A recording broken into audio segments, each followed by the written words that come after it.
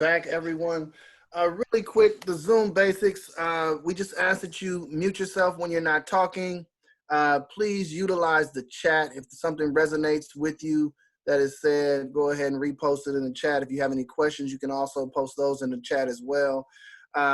Because we have so many people on the call today, we're going to ask you to use the raise hand function when we're in the main room so that we can, if you have a question, you can raise your hand. We can get to your question for sure.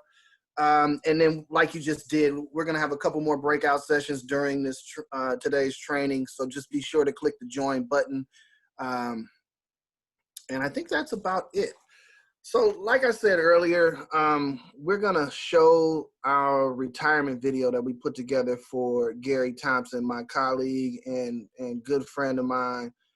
He just officially retired on September 3rd, and he played a huge role with the establishing the Father's Corps and getting our systems partners to believe in this work and to really, get on board, fund it, and to take steps towards really making this a county-wide initiative. So with that said, I am going to go ahead and play his video. It's a little long, but I think it's a really cool video. At least that's what I think. Let me share my screen again.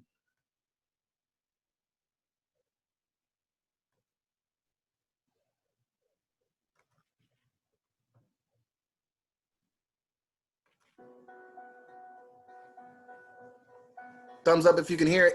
Gary is a visionary, a trooper, and he is ultra committed. A hero, the epitome of what it is to be a great father and man. He's a servant. Gary is an amazing leader. Gary has been the heart and soul of so much of everything that the Father's Corps is about. This program did not exist before 2013 when we brought over 60 men together to train them on, meeting fathers where they are. His whole career trajectory has really been focused on improving the lives of families. He's brought everything he has to the Father's Corps and really ensuring that it becomes part of the DNA and the fabric of Alameda County. Not only did he engage individuals here within the Public Health Department to participate and be members of the Leadership Council and members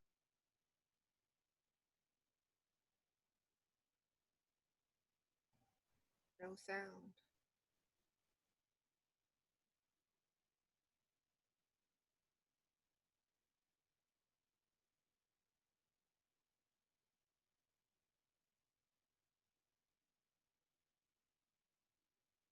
Connected because the way our systems are set up. He really understood that if fathers and father figures are to be the best that they can be, that when they interact with any kind of county services, that they need to be respected and honored for what they bring to the community, but more importantly to their children.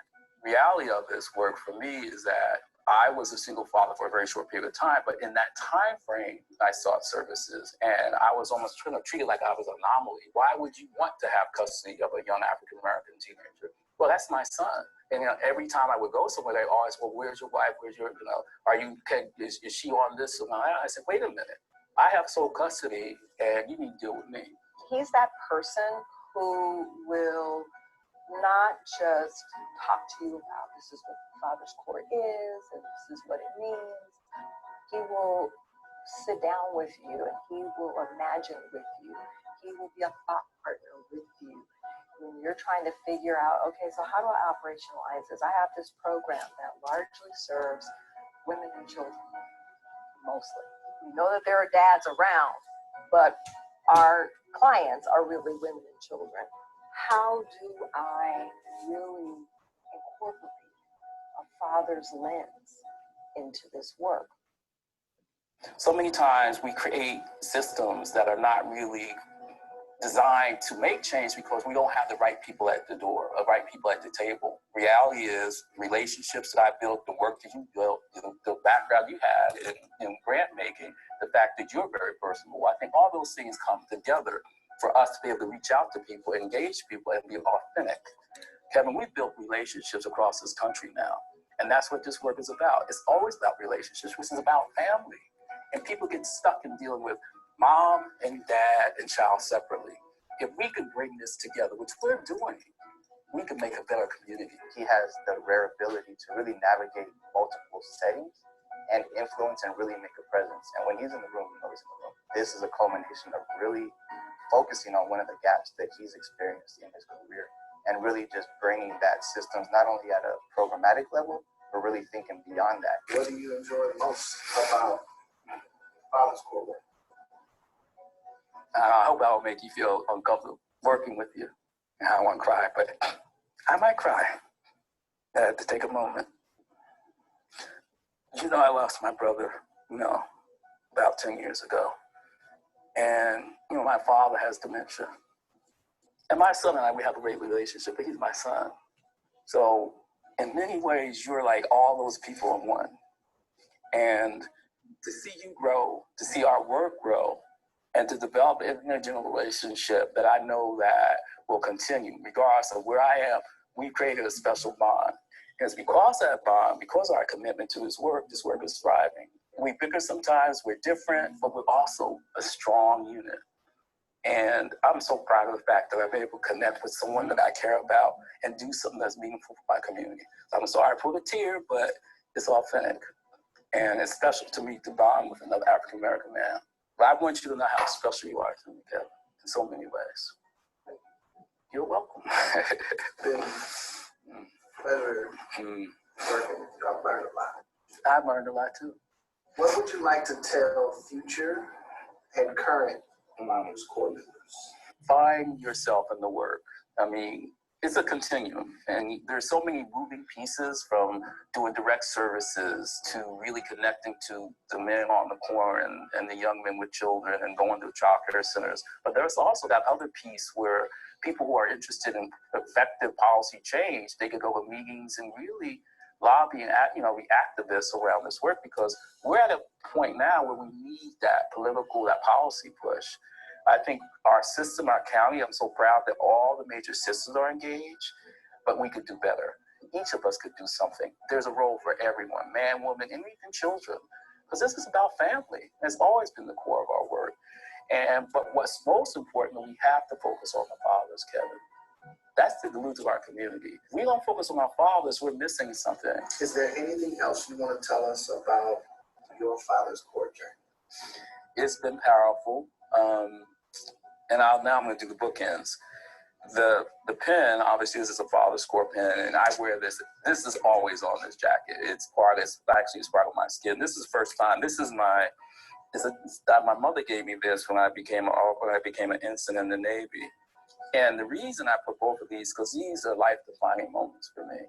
This started my professional career, and this is my last job. And I'm going out with a bang, because we're going to have that summit, and hopefully that will be my last official thing. But this is my journey, Navy to the Father's Corps. And it means something for me, this pen. So this pen will always be on this blazer, because I wore it at our summit. I don't know if you know that. This was with me on the summit. And this is going to be with me now, too, because this is my bookends. I've had a great, joyful ride, and I'm very pleased to be able to retire knowing that this work is going to live on. It's not about me, it's about the work. It's about planting seeds for others, and I think we've done that. I'm not going to say too much other than you are why we're here. We started with you, we're going to continue with you. You are the movement. You have given us the power and inspiration to make this happen. Thank you. Thank you. Some more. Gary is a phenomenon. It has been an inspiration for me and has changed the trajectory of my commitment in the work that I do. Don't go. Gary is a warrior. Gary is the heart of this work. But more importantly, or equally as important, Gary is my colleague and he's my friend. I think we've created something that's going to last long after we are gone from this field of work. And we're making a mark. And I can't express enough of what a critical role that he played in making that real.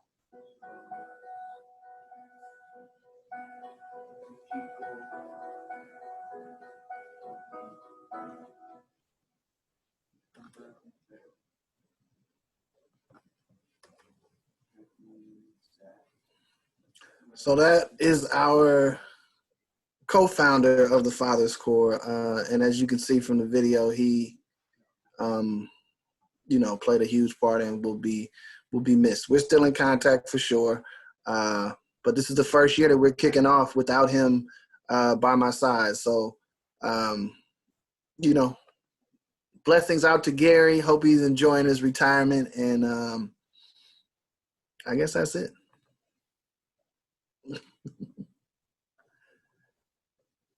Thank you, everyone, for listening. I'm going to go ahead and share my screen again so we can get back to, a lot of you guys know Gary and spent a lot of time with him over the past few years. So we're going to go ahead and get back into today's presentation. Let's see.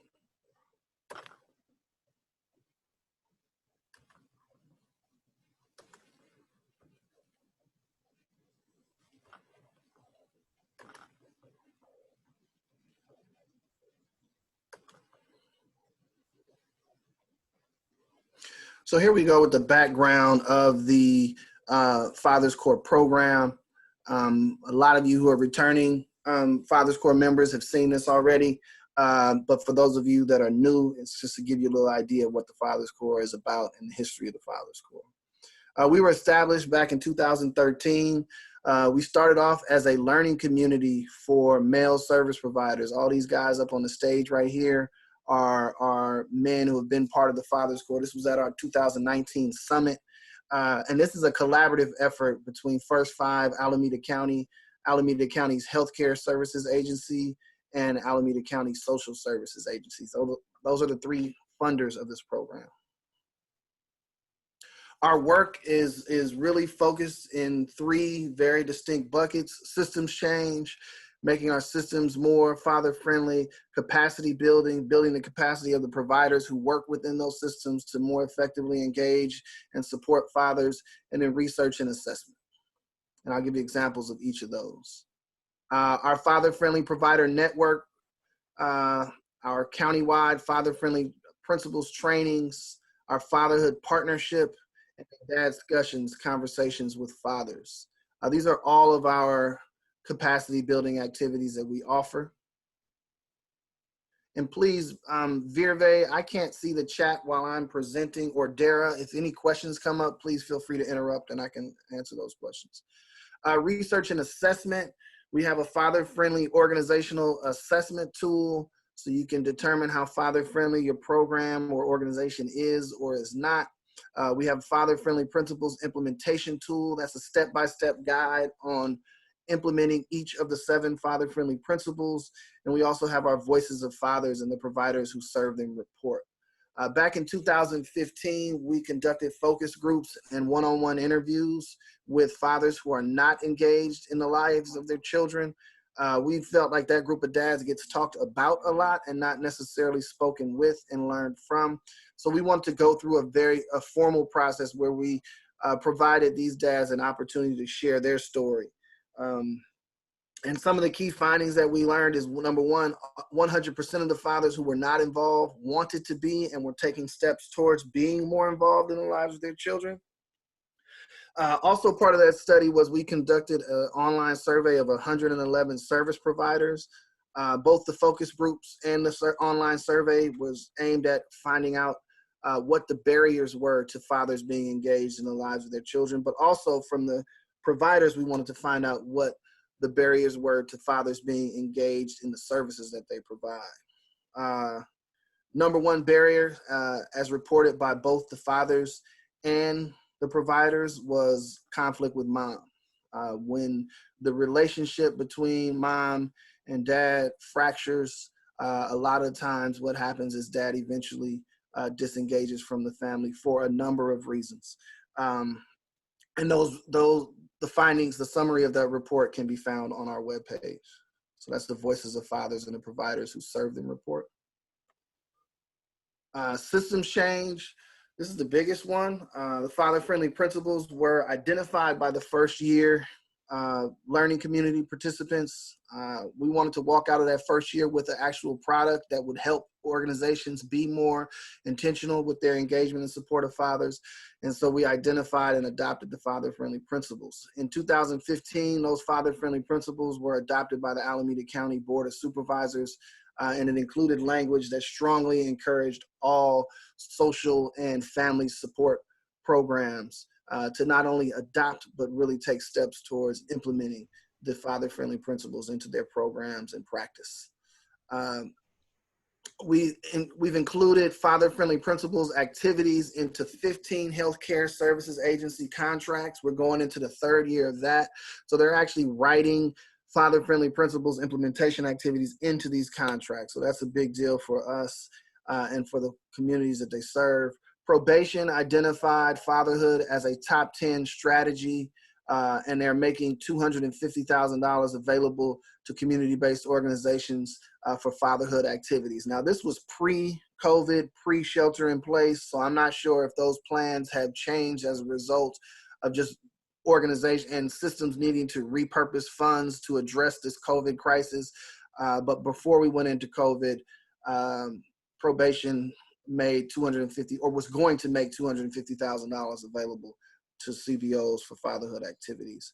And then public systems partners, all of our major systems, probation, child support, healthcare services agency, and social services agency contributed to fund the 2019 summit. And they also increased their support of the 2021 now, summit. So that is the first time that those public systems have ever come together to fund an event like the Fatherhood Summit. So that was a huge step for the county. And all this is a result of, your participation, the guys that have been part of the Fathers Corps over the past, we're going into our 8th year, everybody. This is pretty amazing. So just the energy and you guys going back and talking to your organizations about the need to engage and support fathers has been critical to the success of the program. Kevin, I would agree, Kevin. Yeah, what was it? I have 2 questions from the chat, Kevin. The first is, will the presentation slide deck be available on the website? That's number 1. And then number 2 is the research that you referenced regarding the Voices of Fathers report on the website. Yes and yes. We will send out the slide deck to everyone who is registered for today. And then the Voices report is definitely on our webpage. So that is easy to find. Just scroll down and you'll see all the resources, videos and everything will be there. And we also have some recordings of some training. Since we went virtual, that gives us the opportunity to record these training, which I believe we're doing now, correct, Virve? Yes. Okay, perfect. And so these videos will be posted on our webpage as well. So we're gonna go back into breakout rooms. We're gonna go 4 per room this time. And these are the questions I would like you to respond to. What have you done? So for returning members, what have you done to do better with your engagement and support of fathers and father figures? For those who are new, if you haven't taken any steps towards engaging and supporting fathers, what would you like to do to engage and support fathers and father figures? So in your breakout rooms, take a few minutes to discuss these questions. Once again, what have you done to do a better job of your engagement and support of fathers and father figures? And then what would you like to do? For those of you who haven't done anything yet, but what would you like to do to engage and support fathers and father figures? So